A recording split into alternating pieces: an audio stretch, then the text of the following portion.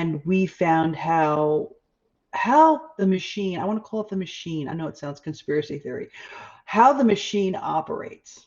Okay. And what happens is either through the Campaign for Tobacco Free Kids or Bloomberg Philanthropies or the WHO, because they are all intertwined. It's a bit incestuous.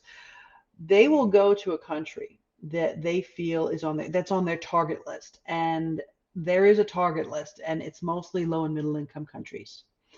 And they come in with this plan that, we need to control, and it's not just tobacco, but I'm going to focus on tobacco for a minute. We need to help these people. These people need help, whether they ask for it or not, that we need to help them. So what happened in the Philippines is they sent someone over to help them write their tobacco control policy. Okay. And they almost got away with it until somebody informed the Senate, the Philippine Senate, that a foreigner was writing this law. And then all hell broke loose.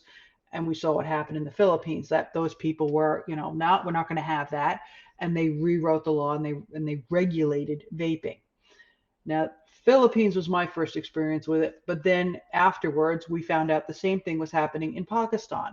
The entire Pakistan Tobacco Control Department were Bloomberg operatives. And I hate to call them operatives, but they were put there, here, let us help you have a tobacco, control group. Here's these two people.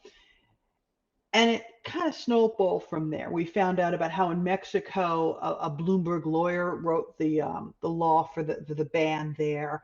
And the thing that when we started researching this, it's like an octopus, Kurt. Okay, and and it's a machine, and it's a self-serving machine. And I'm going to try to explain this in the most simplest way possible. Okay. Is you have the Campaign for Tobacco Free Kids, who you think, okay, they just function on tobacco.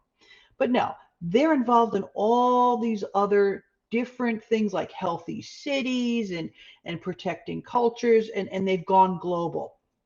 Okay, they're not just a US thing. So what happens is groups like NEDLAC or other groups that, government and health departments, they'll be offered help. Like, hey, listen, you see you've got a problem here with smoking or obesity or whatever it is, let us help you. And of course, the governments are like, oh, great, because most of these governments don't have money for this, nor do they have the resources, the human resources. Sure, let's do that. And this is how it's insidious. This is how they get in. Okay.